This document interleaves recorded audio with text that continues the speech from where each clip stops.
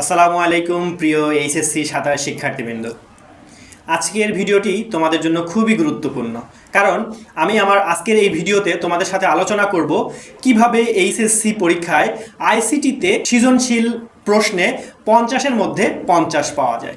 সেই বিষয়টা নিয়ে আজকে তোমাদের সাথে আমি আলোচনা করব। তো আজকে আমি তোমাদের মাঝে এমন কিছু টিপস নিয়ে হাজির হয়েছি যেগুলো তুমি মেনে চললে আইসিটিতে সৃজনশীলে 50-এ 50 পাওয়া সম্ভব হবে। দেখো, আমাদের সৃজনশীল প্রশ্ন ক, খ, গ, ঘ এই 4টি ধাপে আমাদেরকে লিখতে হয় এক সেট প্রশ্ন। মাত্র 310 টাকায় যারা এখনো আমাদের এইচএসসি 27 টার্গেট প্লাস কোর্সে যুক্ত হওনি, খুবই দ্রুত করো, কারণ আমাদের কোর্সে যুক্ত হলেই পেয়ে যাচ্ছ সকল সাবজেক্টের সাজেশন সকল গ্রুপের পিডিএফ আকারে, বিগত বছরগুলোর বোর্ড এমসিকিউ উত্তর সহ পিডিএফ আকারে, প্রত্যেকটা সাবজেক্টের প্রত্যেকটা চ্যাপ্টারের চ্যাপ্টার ওয়াইজ অ্যানালাইসিস করা জ্ঞানমূলক অনুধাবনমূলক প্রশ্ন উত্তরের পিডিএফ ও বিজ্ঞ শিক্ষক দ্বারা তৈরিকৃত আইসিটি সাবজেক্টের দুর্দান্ত সব রেকর্ডেড ক্লাস, গ্রামার অংশে শর্টকাট টেকনিক ও দুর্দান্ত সব রেকর্ডেড ক্লাস, লিখিত অংশে শর্টকাট টেকনিক, পড়াশোনার রুটিন, এ প্লাস গাইডলাইন এবং এইচএসসি 27 পরীক্ষা পর্যন্ত ফুল সাপোর্ট থাকছে আমাদের এই 310 টাকার কোর্সে। আমাদের কোর্সে যুক্ত হতে 310 টাকা কোর্স ফি পাঠিয়ে ভিডিওতে দেওয়া নম্বরে হোয়াটসঅ্যাপে যোগাযোগ করো, সাথে তোমাকে ফেসবুক প্রাইভেট গ্রুপে যুক্ত করে নিব। তখন থেকে শুরু হবে তোমার এ প্লাস প্রস্তুতি। এবং এই প্রশ্নের মান থাকে 10 মার্ক।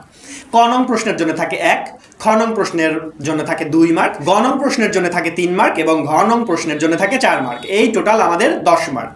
দেখো, অনেক শিক্ষার্থী আছে সঠিক পদ্ধতি না জানার কারণে তারা ভালো লিখেও কাঙ্ক্ষিত মার্ক পায় না। এর মূল কারণ হচ্ছে তারা আসলে বুঝে না ক, খ, গ, ঘ কোন প্রশ্নে কতটুকু লিখতে হবে, এই জিনিসটা তারা বুঝে না। দেখো, ক নং প্রশ্ন থাকে আমাদের সাধারণত জ্ঞানমূলক প্রশ্ন অথবা কোনো সংজ্ঞা। যখন তোমাকে একটা সংজ্ঞা সম্পর্কে বলা হবে যে সংজ্ঞাটা বলো বা এটা কাকে বলে সেটা বলতে বলে, তখন যদি তুমি সেখানে 3 থেকে 4 লাইন লিখে ফেলো, সংজ্ঞা লিখলে সাথে কিছু ডিটেলস লিখে দিলে, ক নং প্রশ্ন মানে 1 মার্ক জ্ঞানমূলক প্রশ্ন। এই প্রশ্নের জন্য তোমাকে তো এক কথায় উত্তর দেওয়ার বাইরে তোমাকে তো ওখানে কিছু ব্যাখ্যা দেওয়ার কোনো প্রয়োজন পড়ছে না। যখন তুমি ক নং প্রশ্ন লিখবে তখন চেষ্টা করবে 1 লাইনে শেষ করা অথবা সর্বোচ্চ হলে 2 লাইন। খ নং প্রশ্ন যেটা একটু ব্যাখ্যামূলক প্রশ্ন থাকে, সেখানে তোমাকে 3 থেকে 4 লাইন লিখতে হবে এবং সেখানে সংজ্ঞার সাথে কিছু এক্সট্রা উদাহরণ প্লাস ব্যাখ্যা দিয়ে দিলে। তারপর আসি গ নং প্রশ্ন। গ নং প্রশ্নটা থাকে প্রয়োগমূলক প্রশ্ন। প্রয়োগমূলক প্রশ্নে তোমাকে কিন্তু 2-3 লাইন বা 4 লাইন 5 লাইন লিখলে কিন্তু হবে না। তোমাকে লিখতে হবে উদ্দীপকের আলোকে প্রশ্নে কি চেয়েছে সেই টপিকটা তোমাকে লিখতে হবে এবং সেই লেখাটা হতে হবে যুক্তিসঙ্গত। তারপরে আসি ঘ নং প্রশ্ন। ঘ নং প্রশ্ন থাকে বিশ্লেষণমূলক প্রশ্ন। বিশ্লেষণমূলক প্রশ্নে তোমাকে কি করতে হবে, নিজের ধারণা প্রয়োগ করে যুক্তি সহ উত্তর দিতে হবে। এটা হচ্ছে তোমার ঘ নং প্রশ্ন।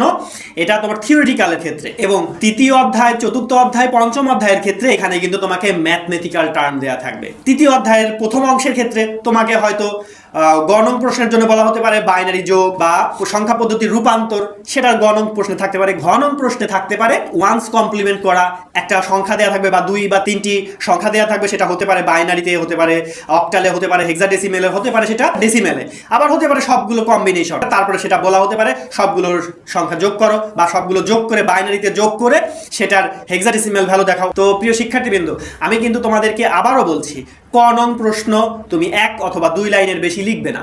খ নং প্রশ্ন 4 লাইনের মধ্যে শেষ করার চেষ্টা করবে। গ নং প্রশ্ন অনুধাবনমূলক প্রশ্ন, সেখানে উদ্দীপকের সাথে মিল রেখে তুমি তোমার প্রশ্নের উত্তর দিতে হবে তোমাকে। ঘ নং প্রশ্ন বিশ্লেষণমূলক প্রশ্ন। বিশ্লেষণমূলক প্রশ্নে তুমি ওই টপিক সম্পর্কে কতটুকু জানো সেটা যুক্তি সহ তোমাকে বিশ্লেষণ করতে হবে। আরেকটি কথা বলি, অনেক শিক্ষার্থী আছে যে তারা প্রশ্নে কি চেয়েছে সেটা ধরতে পারেনি, কিন্তু আন্দাজে লেখাগুলো লিখে দিয়ে চলে আসছে। আসলে এগুলো করা মোটেও উচিত নয়।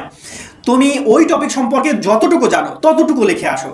শুধু শুধু তুমি এই ভুল ভাল লিখে আসলে এটাতে স্যারের মেজাজ হারাতে পারে অথবা স্যার মনে করতে পারে যে এই শিক্ষার্থী আসলে কোনো কিছু পারে না, ভুল ভাল লিখেছে সবগুলোতে। এই জন্যে আমরা ভুল ভাল লেখা থেকে বিরত থাকবো। সৃজনশীল অনেক বড় লিখতে হবে, এই ধারণা থেকে বের হয়ে এসে সৃজনশীল লেখার কৌশল আমি যেটা তোমাদেরকে বললাম সেই কৌশলে আগাবে ইনশাআল্লাহ। তো প্রিয় শিক্ষার্থীবৃন্দ, আজকের ভিডিও এ পর্যন্তই। ভালো থাকবে, সুস্থ থাকবে, আমাদের জন্য দোয়া করবে। আল্লাহ হাফেজ, আসসালামু আলাইকুম।